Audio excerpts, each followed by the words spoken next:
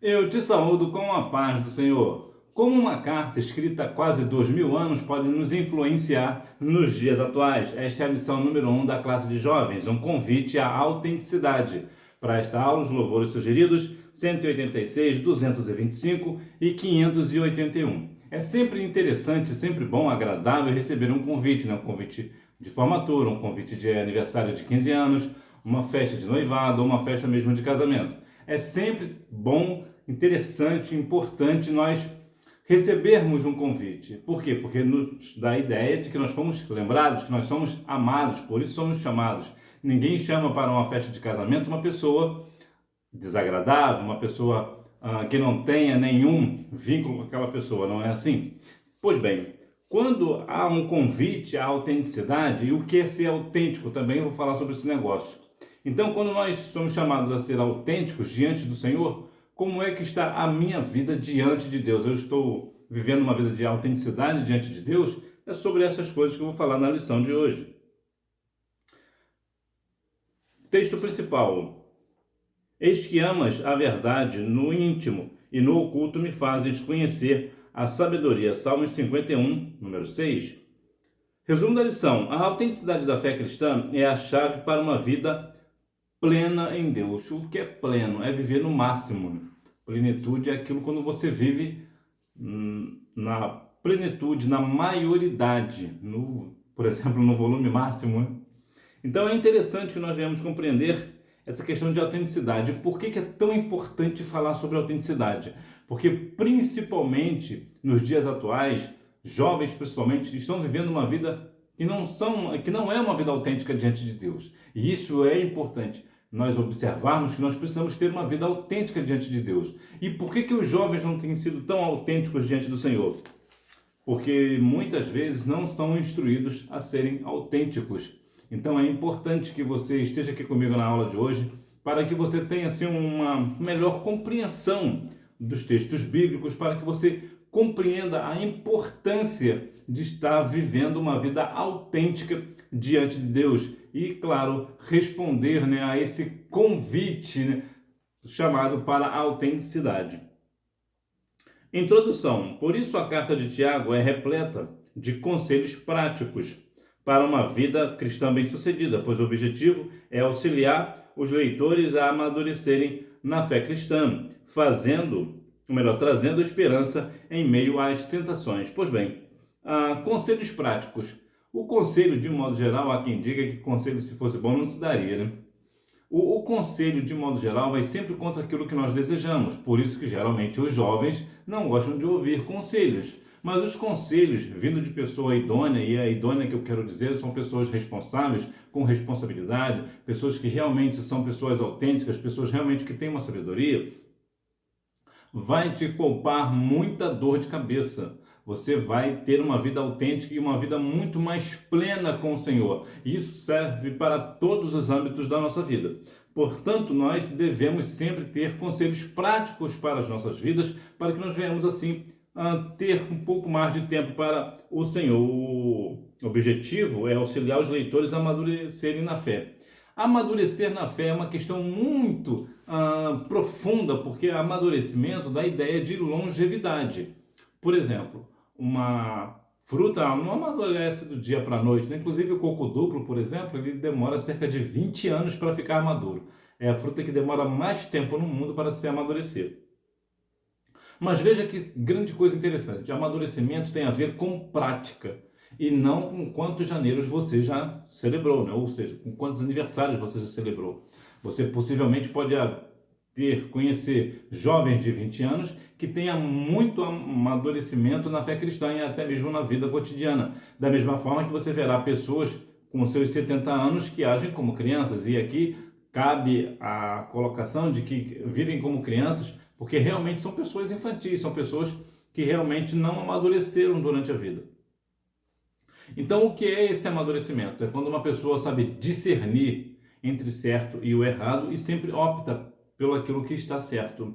Sempre opta por fazer aquilo que deve ser feito. Por quê? Porque muitas vezes as pessoas conseguem identificar quando algo está errado, mas optam por fazer errado a si mesmo. Por quê? Porque não tem amadurecimento. E o amadurecimento, ele é uma questão que depende de muita prática, de muita convivência, de muitas experiências. Experiência, no sentido que eu digo aqui, é de erros. Por quê? Porque quando um jovem começa a errar muito, ele começa a compreender as consequências dos seus erros. Então ele começa a amadurecer precocemente. É claro que em alguns casos tem jovens que amadurecem sem precisar passar pela tristeza da experiência, porque lembrando, experiência é o nome que nós damos àqueles erros que nós cometemos. Há pessoas, né, há jovens que conseguem amadurecer vendo os erros dos outros, e isso é sabedoria. Quando você amadurece por ver os erros dos outros, você observa, alguém errou nesse ponto, então eu não vou errar, porque olha, aquela pessoa cometeu esse erro e olha a consequência que veio para a vida dela. Então isso é mais do que amadurecimento, isso é sabedoria. É quando você amadurece pelos erros dos outros, você não cometeu o erro, né? E trazendo aqui esperança em meio às tentações. Você, jovem, você sempre viverá, principalmente na sua juventude, sobre tentações. Virá tentações na sua vida adulta? Sim, virá. Até mesmo na velhice, dependendo do caso. Mas na juventude, ela é muito mais intensa. E por ela ser muito mais intensa, e jovens geralmente são intensos, a probabilidade do jovem cair numa tentação dessa é muito grande. E o amadurecimento na fé cristã vai trazer justamente a resistência para não cair nesta tentação. Por quê? Porque quando uma pessoa tem uma resistência, consegue observar as questões, ela vê, quando ela vem a tentação, ela consegue resistir à tentação porque ela tem amadurecimento, ela sabe o que é certo e o que é errado, e mais do que isso, ela sabe a consequência dos erros e dos acertos. Então, o que ela observa? Não, eu não vou cometer esta tentação, não vou ceder, porque eu preciso ficar firme, eu sou autêntico diante do Senhor. A carta de Tiago, a autoria. Tiago não creu em Jesus durante o ministério público do Senhor. Porém, após abraçar a fé cristã, provavelmente quando Jesus lhe apareceu após a ressurreição. Eu acredito muito na questão do familiar. E Tiago, sendo o irmão de Jesus, é uma questão que é muito interessante, muito curiosa, que ele sendo o irmão, ele não confiava em Jesus, ele não acreditava que Jesus era de fato o Cristo. Ele só veio depois que Jesus apareceu, só creu, só abraçou a fé depois que ele apareceu. Aí a grande pergunta que eu quero lhe fazer, e você não precisa me responder, é uma pergunta para você refletir. Você tem no meio da igreja, como Jesus mesmo falou, né? Meus irmãos e minhas irmãs são aqueles que fazem a vontade do meu Pai. Então você se enquadra na questão de ser irmão de Jesus, né? Podemos assim dizer. Então nessa perspectiva eu quero te perguntar, você tem crido no Senhor Jesus como Salvador? Ou você vai esperar ele talvez se manifestar a você? Isso é uma questão muito importante, porque muitas vezes os jovens estão vivendo na igreja, mas não têm um convívio, uma comunhão profunda com o Senhor. Lembra do apóstolo Paulo? Ele estava andando, caminhando, de repente o Senhor Jesus lhe apareceu. Aí ele teve o seu pensamento mudado. Precisou de Jesus se manifestar a ele para que ele pudesse crer na verdade que é Cristo Jesus. Quantas vezes as pessoas parecem precisar de que Jesus se manifeste na minha vida? Eu preciso que Jesus faça isso ou faça aquilo para eu crer. Nós não precisamos. Por quê? Porque nós cremos pela fé.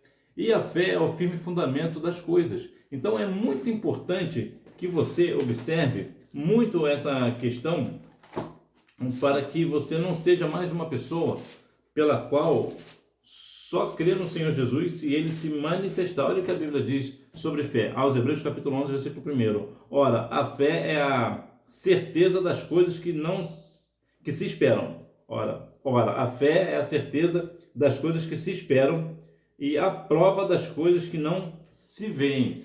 Então, quando você está crendo no Senhor, apesar de você não ouvir, o que acontece? Então, você tem uma fé genuína. Você não precisa de ver o Senhor Jesus, você crê de todo o seu coração. Então, quantas vezes os jovens estão hoje na igreja, vão à igreja, cantam no coral, tocam na orquestra, vão para a escola bíblica dominical, vão nos cultos de doutrina, nos cultos de libertação, vão às consagrações, vão às vigílias, mas na verdade não tem comunhão com o Senhor. Como isso é possível? Quantas vezes as pessoas estão vivendo dentro da igreja, mas não têm comunhão? Por exemplo, Ofni e Finéias era da linha, Ofni e Finéias eram da linha sacerdotal, filhos de Eli. Ou seja, se Eli era sacerdote, seus filhos também o seriam. Então, quando Eli morresse, certamente eles sucederiam a questão sacerdotal de Eli. Mas o que Ofni e Finéias praticavam? Eles praticavam ato sexual dentro da igreja, dentro do tabernáculo. Portanto, eles estavam dentro da igreja sem estar na presença do Senhor. Então, não se iluda com a questão de presença na igreja é sinal de salvação. Mas aqui cabe uma questão importante, né, que é a questão dos igrejados e os desigrejados. O desigrejado, acredito que ele não precisa ir à igreja para ser salvo, o que é errado. Os igrejados, eles acreditam que por eles irem à igreja, eles serão salvos. Está errado também. Então, é importante a convivência na igreja, estar participando da ceia do Senhor, participar ali da comunhão com os irmãos, com as irmãs, de modo geral, é importante? Sim, é importante. Mas não pense você que você fazendo somente isso, você é uma pessoa salva. Isso vai muito mais além. Então, é mais a ideia do cotidiano. Qual é a sua autenticidade durante a sua vida fora da igreja? Então, é importante notarmos que eu preciso crer no Senhor Jesus sem Ele precisar se manifestar a mim. Eu preciso crer pela palavra, de sorte que a fé vem pelo ouvir e ouvir pela palavra, aos Romanos 10:17. Então é importante que você tenha isso no seu coração. Eu creio no Senhor Jesus, eu não preciso que Ele se manifeste para mim para que eu creia nele, porque eu já creio, o meu coração sabe que Ele existe. Então veja que Tiago ele era um grande líder em sua igreja, né? Ele liderava uma igreja. Então é importante que depois que ele abraçou a fé, ele abraçou com tanta força que ele virou um grande líder. Então é importante que antes de você pensar em liderança, você precisa primeiro abraçar a fé com toda a sua força, com toda a sua pureza, com toda a sua autenticidade. Você precisa ser autêntico diante do Senhor. Você precisa ter toda essa vivência para com Deus, para que assim verdadeiramente o Senhor se manifeste a você, não para que você creia nele, porque você crê, mas o Senhor Jesus venha se manifestar em sua vida, porque você crê com tanta autenticidade, você vive uma vida de tanta santidade diante do Senhor, que o Senhor se manifesta a você para te esclarecer acerca de coisas que muitas vezes você não sabe, como nos diz Jeremias, capítulo 33, versículo 3. Clama a mim e responder-te-ei e anunciar-te-ei coisas grandes e firmes que não sabes. Então o Senhor se manifesta a você porque você é uma pessoa autêntica, porque você vive verdadeiramente com sinceridade diante dele. O contexto histórico e a data.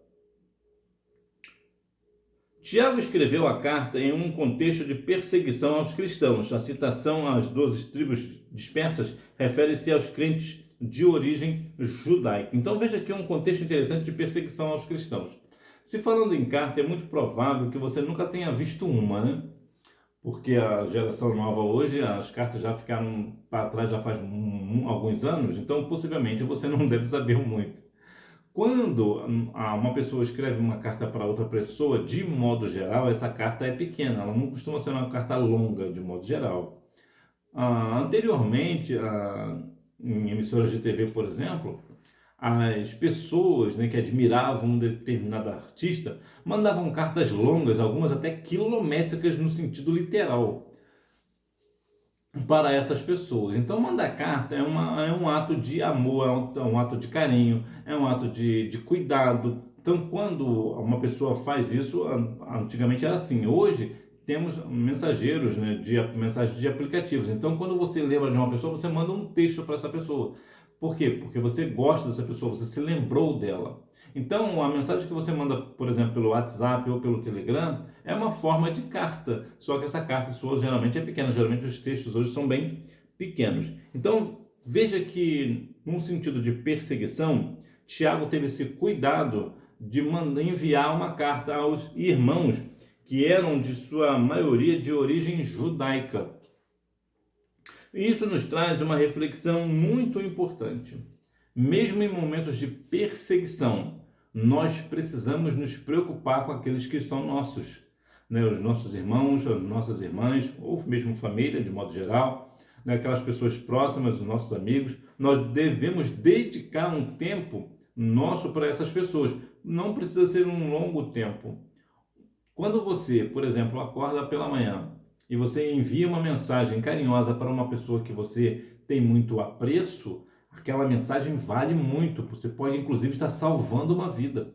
Então, quando você manda uma mensagem sua, um áudio, né, para uma pessoa, dizendo o quanto aquela pessoa é importante, inclusive para o seu pai, para a sua mãe, né, para os seus irmãos carnais, que eu quero dizer, né, família em si, isso tem muita importância para a pessoa que recebe. Então, é muito importante que, mesmo em momentos de perseguição, nós venhamos ter essa dinâmica, tirar um tempo realmente para dedicar essas pessoas que nós amamos, né? A carta de Tiago possivelmente foi escrita entre 45 e 49 depois de Cristo. Então é uma carta aí com quase 2000 anos que até hoje nos influencia. Por quê? Porque ela tem algumas questões pelas quais eu vou falar a partir de agora. Estilos e estrutura. O estilo da carta é direto e prático, refletindo a personalidade de Tiago como um líder pastoral preocupado com a vida cotidiana dos crentes. Sua estrutura inclui conselhos práticos, exortações e ensinamentos morais, tornando-a bastante acessível e aplicável. Pois bem, o estilo da carta é direto e prático. Não é diferente hoje. Quando você manda uma mensagem no WhatsApp, por exemplo, geralmente você é uma pessoa que fala de uma forma direta e prática. Por quê? Porque textos simples, curtos, para que as pessoas não fiquem perdendo o seu tempo lendo aqueles textos enormes de coisas que poderiam ser relatados em 3 ou 4 frases, né? Então é importante a questão de ser direto e prático. Uma outra questão também importante é quando você vai ministrar a palavra, ou ensinando na escola bíblica dominical, ou seminário, ou mesmo pregando a palavra, é muito importante que você também seja direto e prático. Você não fique dando rodeios, né, para que assim as pessoas pensem que você é uma pessoa eloquente ou coisas dessa natureza. Fale aquilo de uma forma direta e prática. Não fique inventando, é o famoso enfeitar pavão. Não precisa enfeitar pavão com a palavra, seja simplesmente prático e direto. Tiago também é um líder pastoral. A liderança exige muito esforço. Uma pessoa que pensa ser líder, pensa que vai ser líder e vai ficar tudo bem. Não, não vai. A liderança, ela demanda muito cuidado, muito esforço. A liderança, ela tira muita energia da pessoa. Se você observar, por exemplo, quando você vê uma pessoa sendo empossada como líder de qualquer coisa, de qualquer departamento ou de qualquer órgão público, do que você quiser, você observa a fisionomia da pessoa naquele dia, a forma física, né, a aparência, os cabelos, por exemplo, e você verá que não vai demorar um ano, você verá que aquela pessoa começou o cabelo a ficar mais branco, o rosto já não é tão viçoso quanto um ano atrás. Por quê? Porque a liderança, ela suga a pessoa. Por quê? Porque essa pessoa ela precisa de dedicar tempo às pessoas. No nosso caso, né, na questão cristã, o pastor, ele depende de fazer coisas pelas quais ninguém faz por ele, na questão da liderança. Então isso exige muito esforço. Então é importante que nós venhamos reconhecer o trabalho da liderança pastoral. Ele era preocupado com a vida cotidiana dos crentes. Isso aqui eu acho uma questão muito importante, muito interessante na questão da liderança pastoral, porque geralmente o pastor, ele não se importa com a vida dos crentes no cotidiano, de um modo geral. Por quê? Porque ele tem os seus afazeres, claro, todo mundo tem. Mas essa questão espiritual, que a vida cotidiana, ela é muito mais espiritual, reflete muito mais o espiritual do que está na igreja. Por quê? Porque na igreja todo mundo vai parecer crente, né? Ou até a pessoa que não é crente vai se comportar bem. Mas e durante o cotidiano, durante o dia a dia? Como é que aquela pessoa se comporta? Então, o cotidiano ele reflete mais a parte espiritual, a nossa parte espiritual, do que quando nós estamos na igreja. O pastor, de modo geral, ele não se importa muito com essa questão do cotidiano, porque isso demanda tempo.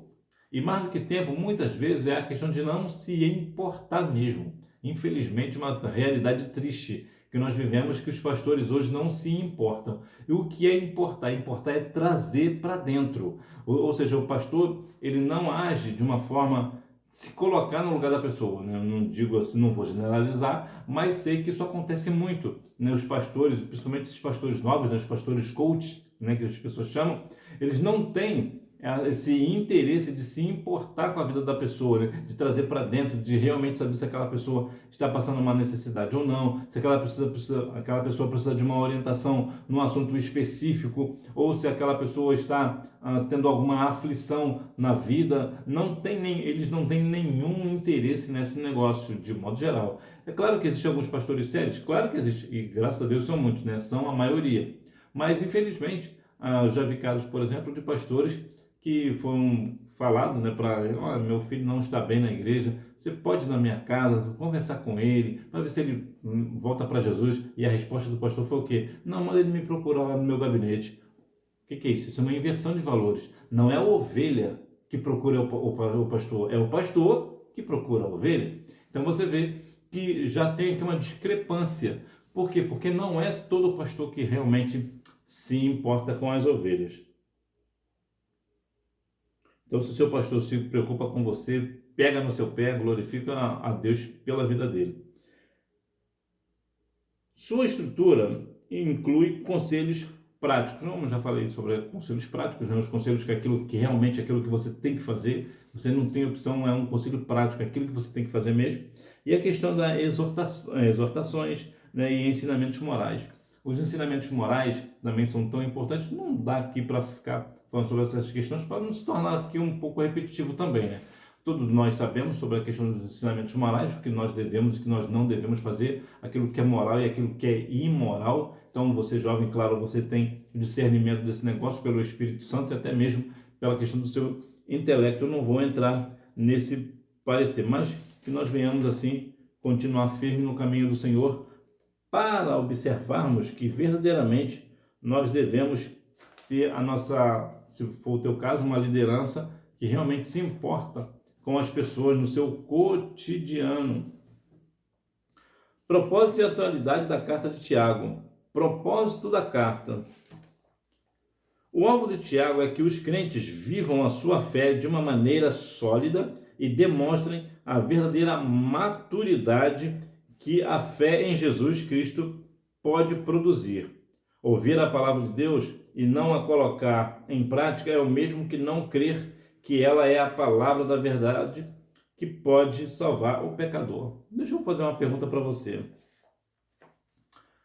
Se você vai a um restaurante e você pede um prato específico, você olhou o menu, você deu uma olhada no cardápio, você observou o que tem e o que não tem no prato.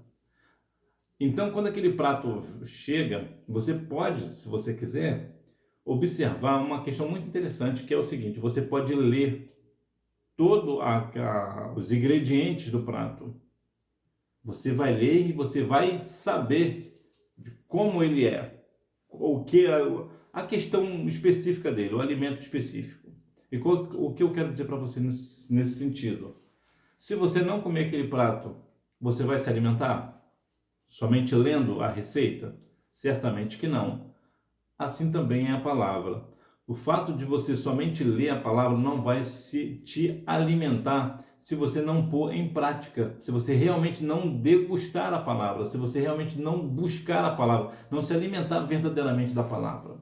Então, da mesma forma que nós chegamos no restaurante e pedimos o nosso cardápio, né, um prato específico, claro, nós vamos dando uma olhada do que é feito o cardápio e tal, mas nós precisamos nos alimentar. Por quê? Porque só ler a receita, né, só ler ali os ingredientes não vai ali nos alimentar.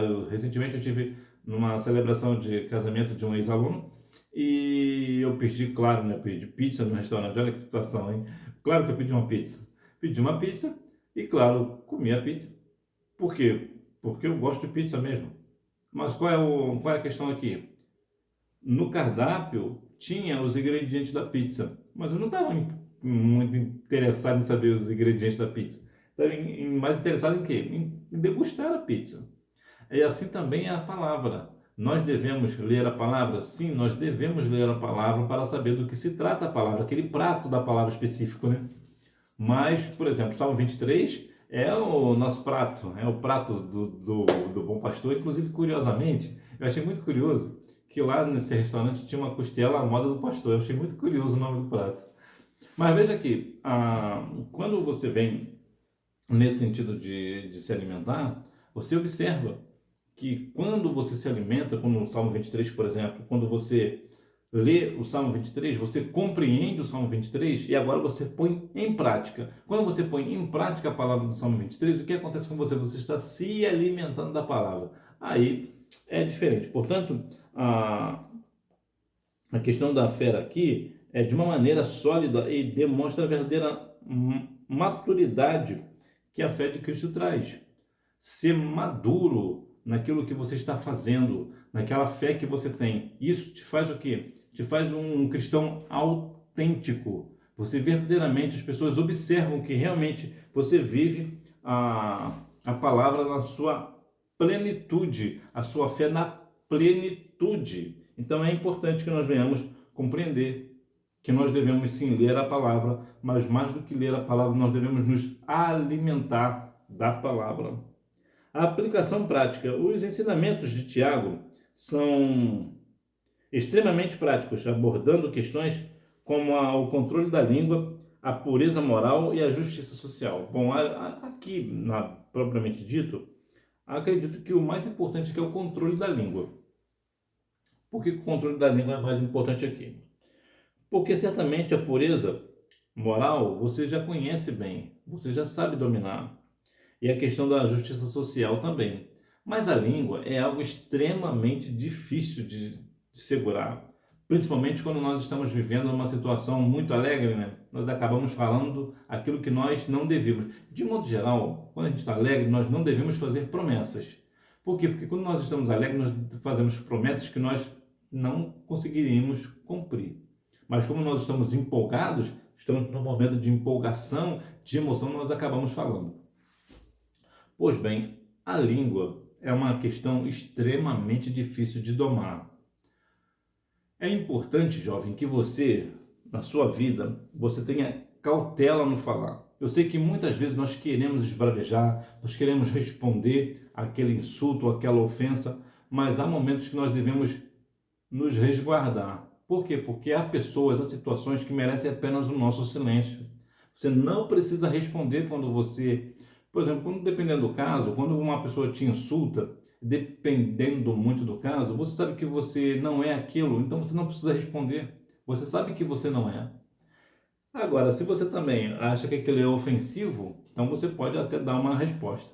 Mas o que eu quero dizer para você é que guarde a sua língua. Evite falar pelos cotovelos, inclusive para as meninas isso é mais difícil de lidar, né? Mas é muito importante. Eu tenho uma amiga que ela é cozinheira. Eu achava muito interessante a postura dela na cozinha. Enquanto ela trabalhava, na empresa onde eu trabalhava também, as meninas falavam muito e ela ficava sempre calada durante quase todo o período. E eu achava aquilo muito interessante, porque para a mulher realmente guardar a língua é um pouco mais difícil. E aqui cabe também uma questão importante de dizer que existe diferença entre falar demais e falar muito. Você pode até falar muito, não há problema de você falar muito. O problema é quando você fala demais. E qual é a diferença? Falar muito é quando você fala de uma forma que você não para nunca. Eu tive uma aluna que ela falava que era uma maravilha. E até hoje ela fala muito, ela fala para falar. Porque ela fala muito, ela tem necessidade de falar toda a vida. E isso não há problema nenhum. O problema é quando fala demais. Fala demais é quando se fala algo que não se deve falar. Algo comprometedor. Algo que vai constranger alguém. Vai deixar alguém completamente numa situação difícil. Então isso é falar demais. É quando a pessoa fala aquilo que não se deve. Agora a questão de falar muito, em alguns casos até homens também falam muito, né? Dependendo do caso. Mas é importante. O William Shakespeare dizia uma coisa muito interessante, que ele dizia que os homens de poucas palavras são os melhores. E eu preciso concordar com ele. Geralmente os homens que falam pouco, geralmente são aqueles que agem mais, né? E da mesma forma, É claro que existem exceções, claro, existem também homens que falam muito, mas também agem. Mas, de modo geral, os homens de poucas palavras são os melhores. Então, quando um homem chega perto de você e começa a falar e dispara a falar, tome cuidado, que pode ser somente falar mesmo. Na verdade, agir que é bom, nada. Convite à autenticidade. O que é autenticidade? Autenticidade é a prática de ser verdadeiro consigo mesmo e com os outros, mantendo a coerência entre as crenças, valores e ações. Então, o que é autenticidade? É quando uma pessoa é verdadeira. Aí entra aquela pergunta que eu te falei lá no início. Como é que é a questão da sua autenticidade diante do Senhor? Você realmente é verdadeiro com o Senhor? Porque muitas vezes as pessoas, nós pensamos que vamos enganar o Senhor. Vamos falar algo para o Senhor como se Deus não soubesse a verdade. Ora, quando eu falo algo para o Senhor sabe se aquilo é verdade ou se é mentira. Não há como mentir para Deus. Então nós devemos ser o quê? Verdadeiros.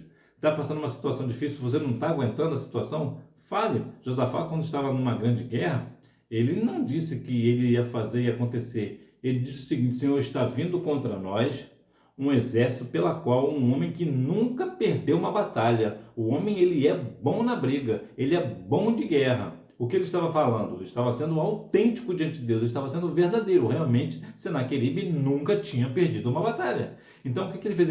Ele expôs o problema diante do Senhor e falou: mas os nossos olhos estão fitos em ti. Então, veja que há aqui uma questão autêntica. Josafá poderia falar: olha, Senhor, está vindo um homem aí que é um qualquer e eu vou vencê-lo com o meu exército, ou coisa do tipo, né? Ele poderia falar, mas Deus saberia que era mentira. Então, Josafá, ele foi autêntico no falar: olha, ele é um homem de guerra, ele é experimentado, ele é bom, ele nunca perdeu a batalha, mas nós sabemos que tu é maior. Então, a autenticidade é ser verdadeiro diante de Deus. E quantas vezes as pessoas estão dentro da igreja, mas agindo de forma completamente mentirosa e falsa. O Senhor sabe, as pessoas não vão enganar o Senhor. O Senhor é conhecedor de toda a verdade, os seus olhos estão em todo lugar, né? Ele esquadrinha o nosso coração, né? Jeremias 17, 9, né? Então veja que há uma importância de realmente nós sermos verdadeiros conosco. Quando você, por exemplo, quando você tem uma fraqueza, geralmente toda pessoa tem uma fraqueza diante de Deus, você realmente reconhece que você tem essa fraqueza. Olha, esse pecado aqui, ele sempre me vence, eu não consigo vencer. O que é isso? Você está sendo autêntico com você, você realmente está sendo honesto com você. E isso é importante, porque quando você é honesto com você, você sabe o que você é e o que você não é. Então você consegue fazer uma oração: Senhor, esse pecado aqui eu não consigo vencer. E realmente há situações pelas quais o pecado parece ter mais força do que nós não termos uma resistência a ele. Mas quando nós somos autênticos diante do Senhor, o Senhor nos dá essa força. Então nós temos aqui ter uma coerência entre a questão da crença, valores e ações. Por exemplo, eu creio no Senhor, eu creio nos valores do Senhor, mas as minhas ações não dizem isso, ou seja, não tem coerência. Então, quando nós somos autênticos, a nossa crença é uma, os nossos valores são os mesmos e as nossas ações também. Ora, se eu creio no Senhor e Ele diz que eu tenho que estender a mão e eu creio nesse valor, eu creio nesse ensinamento, nesse princípio, o que eu vou fazer? Qual é a minha ação? Estender a mão ao necessitado. Claro, dentro das minhas possibilidades. Então, isso é ser autêntico, e é isso que o Senhor está nos convidando, a sermos autênticos diante dele, sermos verdadeiros diante dele. Vemos todos os dias, saem todos os jornais, em grandes jornais de circulações por aí, pelo Brasil e pelo mundo, de pessoas que estão dentro da igreja, usando o nome do Senhor de uma forma mentirosa. Todos eles vão cair, todos eles cairão. O Senhor não permitirá que tais pessoas cometam crimes execráveis em cima do altar do Senhor. Deus não permitirá. Pode acontecer 1 ano, 2 anos, mas o Senhor, independente, o Senhor vai ter um dia que vai acabar com a sua paciência, né? O Senhor não terá mais paciência e realmente vai entrar com uma questão de ação, um juízo contra esses líderes, pastores, que usam falsamente a palavra do Senhor, o nome do Senhor falsamente. O Senhor, ele não permitirá. Por quê? Porque o Senhor não pactua com a mentira. O Senhor não pactua com o pecado. Por isso é tão importante você ser autêntico, jovem. Quando você realmente fala para o Senhor que você tem dificuldade, que você realmente tem um pecado que ele costuma vencer, você começa a falar ao Senhor, a se abrir para o Senhor certamente te dará vitória. A importância da carta, os destinatários. Embora ela tenha sido escrita para os primeiros judeus convertidos, seu conteúdo é útil para todos os crentes em Cristo em todas as épocas. É muito interessante que os leitores da carta estavam enfrentando um ambiente hostil à fé. Ou seja, as pessoas debochavam dos cristãos da época, né? Não recebiam eles bem, tinham eles como inimigos. Então veja que situação que está aqui os nossos irmãos, né? Entretanto, a carta que foi escrita para eles também serve para nós. Por quê? Porque não é exatamente isso que acontece conosco. Muitas vezes, quando nós chegamos num lugar, pelo fato de nós sermos cristãos, inclusive na escola, na faculdade, no trabalho, as pessoas fazem o quê? Nos recebem de uma forma hostil, nos tratam como inimigos deles. Nós não fizemos nada, nós apenas chegamos no ambiente, mas as pessoas já não têm, já nos têm como inimigos. Então veja que a carta que foi escrita há quase 2000 anos continua sendo atual para nós. Fala ali sobre a guarda da língua, por exemplo. Nós devemos ter muito cuidado naquilo que nós vamos falar. E isso vale sempre, sempre vai valer. Porque a Bíblia diz que é pelo aquilo que nós falamos que nós somos conhecidos. Quando uma pessoa começa a falar de algo específico, demonstra que o seu coração está cheio daquilo. Não é isso que a Bíblia diz? Que a boca fala do que está cheio o coração. Então, se uma pessoa fala muito de uma coisa, é porque é aquela coisa que está em seu coração, é nisso que ela pensa. E você observa que quantas vezes os pastores, líderes, missionários, missionárias, pessoas, membros, né, de modo geral, falam muitas coisas, mas falam do jogo de futebol, falam da novela, o que aconteceu na novela, entre essas outras coisas. O que está acontecendo nesse ponto? Por exemplo, se eu falo muito do futebol, significa dizer que o futebol ele está em primeiro lugar no meu coração. É o que eu mais penso no momento, é sobre futebol. Da mesma forma, uma mulher. Quando uma mulher fala muito da novela, é porque ela aquilo está ocupando o primeiro lugar, né? A novela está ocupando o primeiro lugar em seu coração. Então é importante que, apesar dessa carta ser um pouco antiga, né? Quase 2000 anos, ainda assim ela serve para nós em todas as épocas, em todos os lugares, ela continua sendo atual. Relevância da carta para a igreja primitiva. A carta de Tiago desempenhou um papel importante na formação da ética e da prática da igreja do primeiro século. Uma das contribuições mais significativas de Tiago é a sua discussão sobre a relação entre fé e obras. Ele afirma que a fé sem obra é morta. Esta ênfase na necessidade de demonstrar a fé por meio da ação era crucial para o crescimento de uma igreja. Por quê? Porque quando você diz que você tem fé, mas a tua fé não gera uma obra, significa que a sua fé é morta.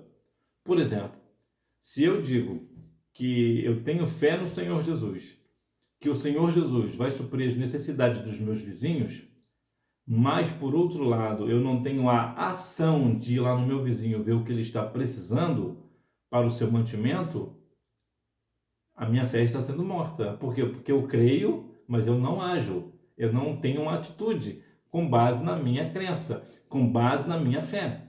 Então isso faz o quê? Isso faz com que a minha fé seja morta. E qual proveito ela tem? Nenhuma, absolutamente nenhuma. Porque é muito fácil nós falarmos que temos fé no Senhor para isso ou para aquilo, e agirmos assim. Eu me lembro que uma certa vez eu estava afastado, já falei aqui, né? Eu fiquei afastado durante um bom tempo, e tinha um moço que realmente ele estava me tirando muito do sério.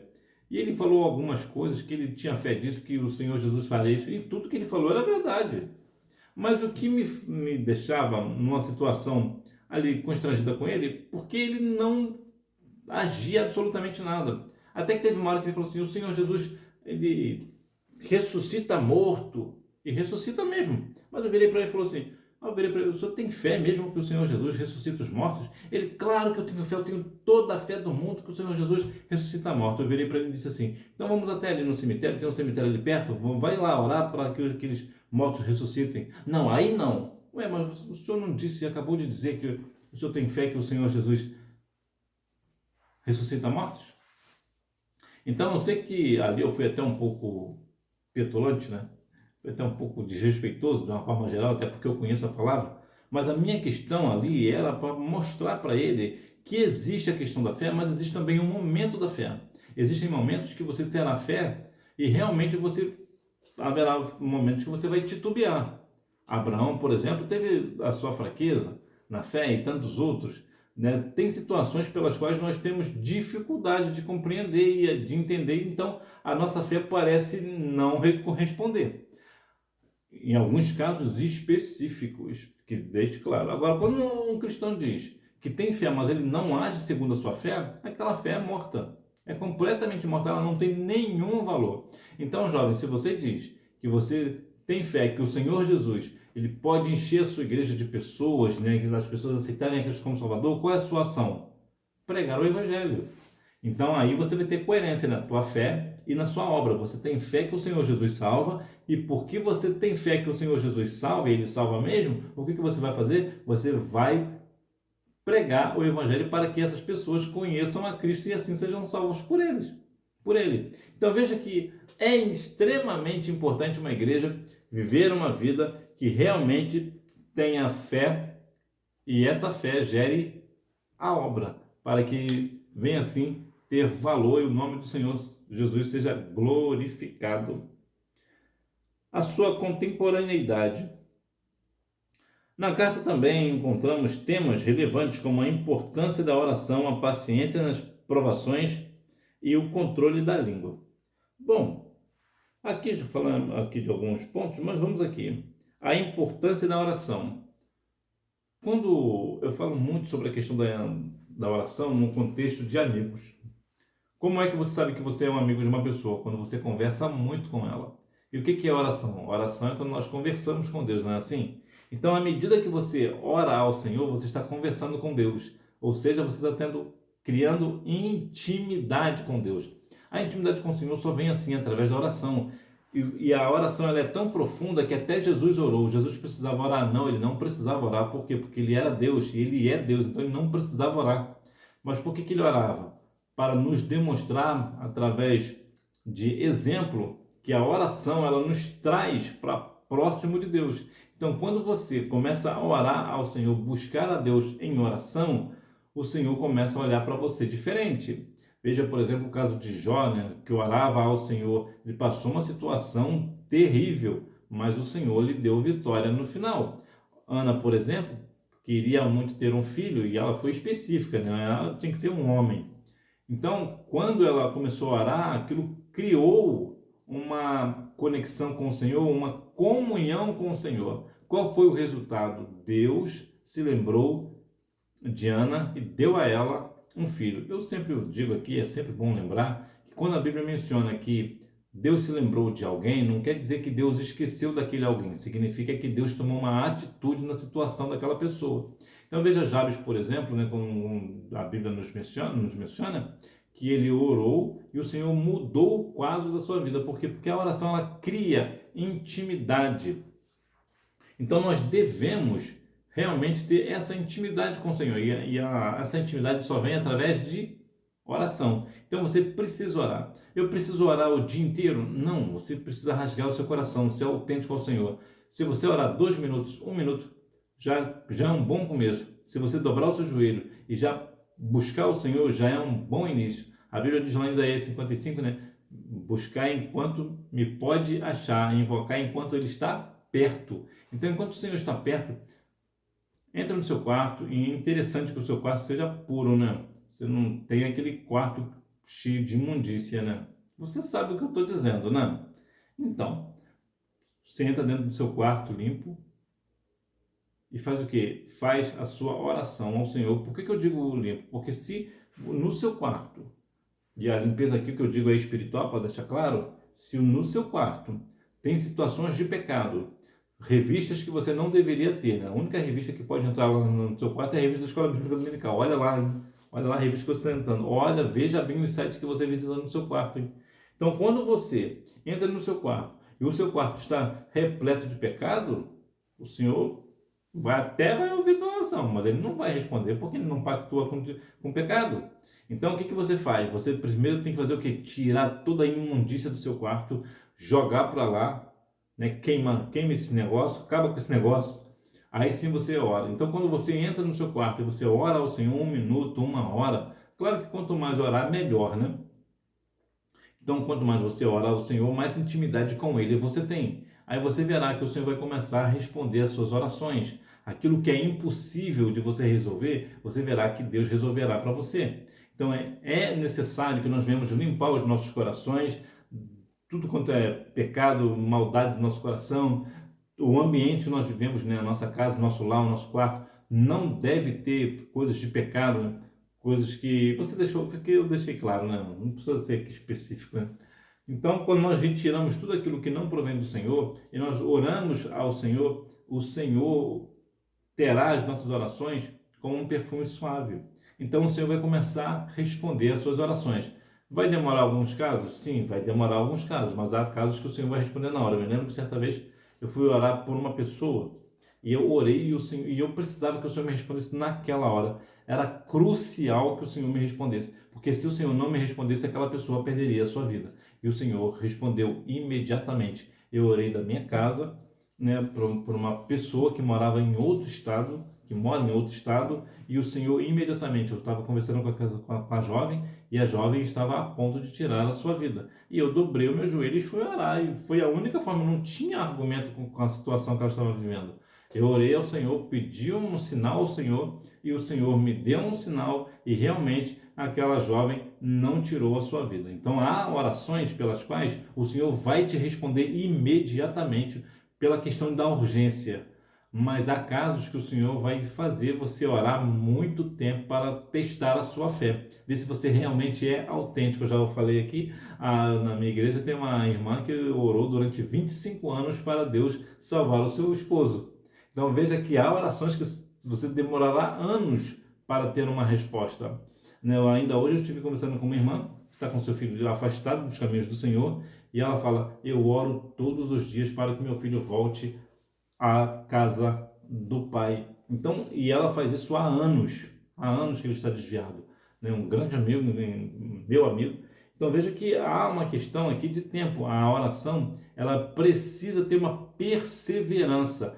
Você orou hoje e o Senhor não respondeu, continue orando.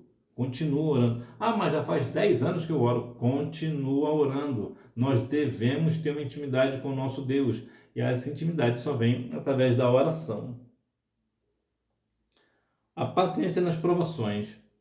Você certamente será aprovado. Não tenha dúvida. Inclusive, você pode estar passando agora por uma aprovação.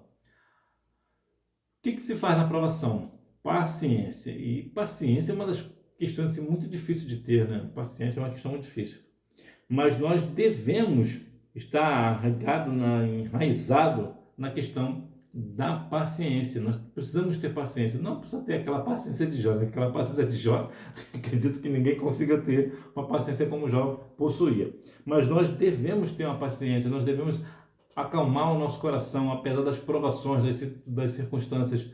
Nós devemos acalmar o nosso coração, esperar no Senhor. Não é assim que o Salmo 40 nos diz: esperei com paciência no Senhor e Ele se inclinou para mim. Então nós devemos ter paciência para questões da vida. Tem situações, pelas provações que você vai passar, que você não tem nenhuma responsabilidade naquela provação, mas você passará a si mesmo. Então nessas questões não adianta nós murmurarmos, falarmos mal de um ou de outro. Nós precisamos ficar firmes no Senhor e esperar no Senhor. E controle da língua. Esse controle da língua só Jesus, né? controlar a língua, quando uma pessoa te ofende, quando uma pessoa fala algo com você, quando uma pessoa te provoca, ela fala no intuito realmente de provocar para ver o que você vai falar. Lembra sobre a questão lá de João 8? Eu acho muito interessante que as pessoas trouxeram uma mulher pega em ato de adultério para ver o que Jesus ia falar, o que eles queriam. Independente da resposta que Jesus daria, o que aconteceria, Jesus seria pego pela boca, né? Pela língua. Agora vê que o Senhor Jesus ele deu uma resposta completamente fora da curva. O Senhor Jesus, como ele é Deus, ele deu uma resposta completamente fora, que ninguém esperava. O que ele disse? Aquele que não tiver pecado, seja o primeiro ali a tirar uma pedra. Pronto, fechou o problema. Por quê? Porque o Senhor Jesus, como ele é Deus, ele tem controle sobre aquilo que ele fala, ele não erra, ele não peca nunca. É claro que nós, uma hora ou outra, nós perdemos o passo, ainda mais se você está na liderança, se você é professor ou professor da escola bíblica dominical, vai ter uma hora que você vai errar, mão. Por mais que você seja uma pessoa cautelosa, você vai acontecer. Já aconteceu comigo algumas vezes.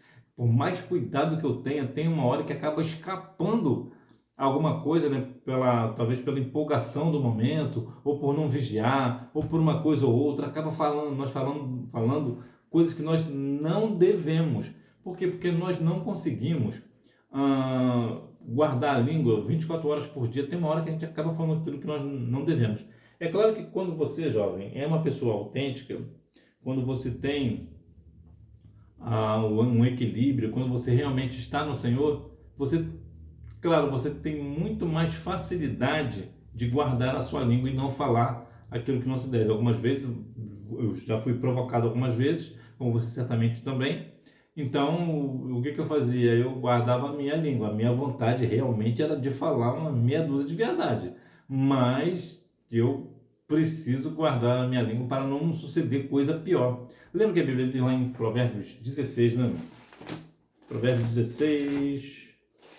Olha o que a Bíblia nos orienta a fazer. Olha que questão interessante.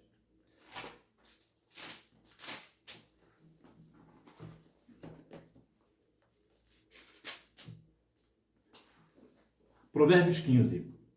A resposta branda desvia o furor, mas a palavra dura suscita ira. O que é isso? Quando você dá uma palavra branda, calma, serena, você acaba desviando a raiva das pessoas.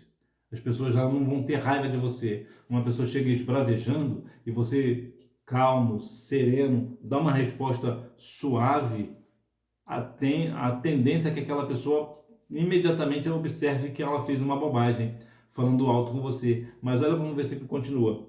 Mas a palavra dura suscita ira. Ou seja, quando uma pessoa chega para você, fala algo de uma forma agressiva e você endossa, né, ainda falando ainda mais agressivo, aí pronto, está feito a ira. Ou quando você chega cheio de ira, né, para falar com alguma outra pessoa, né, cheia daquela questão da palavra dura, falando com outra pessoa, pronto, a pessoa já vai ficar irada imediatamente porque você falou de uma forma agressiva com ela.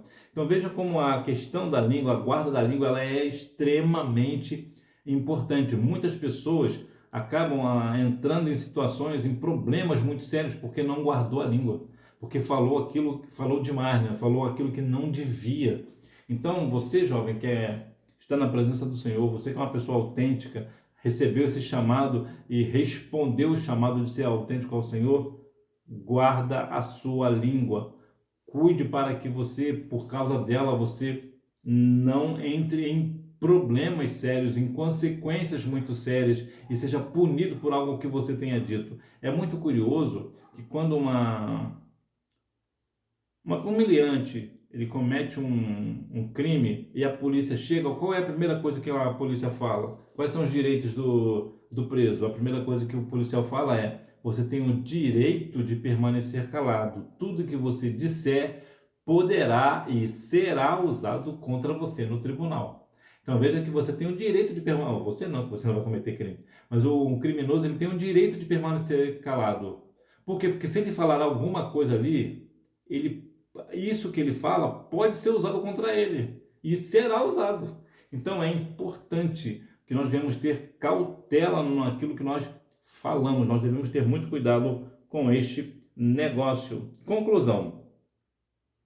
Essa carta nos desafia a viver uma vida de autenticidade em Jesus Cristo. Ao estudá-la, somos desafiados não apenas a fortalecer nossa fé, mas também impactar positivamente aqueles ao nosso redor, vivendo a palavra de Deus e não sendo somente ouvintes. Ou seja, quando você somente lê a palavra e apenas ouve a palavra e você não pratica como um ato de bondade, de justiça social, por exemplo, de estender a mão ao próximo, a sua fé é uma fé morta. Ela não tem nenhum valor, porque as pessoas não veem em você um exemplo. Então veja que aqui é importante que essa carta ela venha nos desafiar a ter uma vida com Cristo, mas uma vida que eu tenha fé e também tenha a obra, porque eu tenho fé. Então é muito importante que nós venhamos impactar positivamente as pessoas ao nosso redor. E como é que vamos impactar as pessoas ao nosso redor? É quando nós falamos que o Senhor Jesus salva e nós vamos sair para evangelizar, para que as pessoas sejam salvas por Cristo. Nós falamos que cremos que o Senhor vai estender a mão, Ele é o pão da vida, Ele também é o nosso alimento, mas nós vamos fazer o quê? Vamos sair para os nossos vizinhos, ver quem é que está necessitado e vamos levar o alimento, o pão de cada dia, porque aquela pessoa está desempregada, está passando uma situação difícil. Então a igreja, ou cada um de nós, ou ambos, né, faz o quê? Estende a mão. Então é assim que nós vamos impactar pessoas, é assim que nós vamos fazer a diferença na vida das pessoas. É assim, o nome do Senhor Jesus será glorificado e nós receberemos galardão naquele grande dia. Portanto, é importante que realmente nós venhamos fazer a obra do Senhor com fé e obra. Hora da revisão. Número 1. A carta atribuída a Tiago, o justo irmão de Jesus e líder da igreja em Jerusalém. Número 2. Tiago escreveu em um contexto de perseguição aos cristãos. Número 3. O estilo da carta é direto e prático, refletindo a personalidade de Tiago como um líder pastoral, preocupado com a vida cotidiana dos crentes. Número 4. O principal propósito é incentivar os cristãos a amadurecerem na fé, enfrentando as provações com alegria, sabendo que a prova da fé produz perseverança. Número 5. A carta é direcionada às 12 tribos dispersas entre as nações. Tiago capítulo 1, versículo 1. Então que você realmente entre nesse primeiro trimestre de 2025 respondendo ao chamado, né, a um convite à autenticidade. Que você realmente continue sendo autêntico, né, ou seja, verdadeiro diante do Senhor. Tem um problema, tem uma dificuldade com um pecado específico que mexa com você, que você tem dificuldade de vencer, confesse ao Senhor. Diga a Ele, seja verdadeiro com Deus e você verá a mudança na sua vida. O quanto o Senhor vai te usar de uma forma extraordinária, o quanto o Senhor vai mudar o seu caráter, a sua vida e você verdadeiramente terá um encontro com o Senhor Jesus, não porque você precisa ter um encontro com o Senhor Jesus para crer que Ele existe, mas Ele vai se manifestar a você porque você é uma pessoa autêntica. Então o Senhor vai se manifestar e vai te revelar coisas firmes e ocultas que você não sabe. Que Deus em Cristo continue abençoando a sua vida. Se você gostou da aula de hoje, compartilhe essa aula assim com aquela pessoa que, assim como você, também ama a escola bíblica dominical nesse primeiro trimestre da classe de jovens, a verdadeira religião, um convite à autenticidade na carta de Tiago. Que Deus em Cristo continue abençoando a sua vida. Fica na paz e você me vê na próxima aula, se Deus quiser.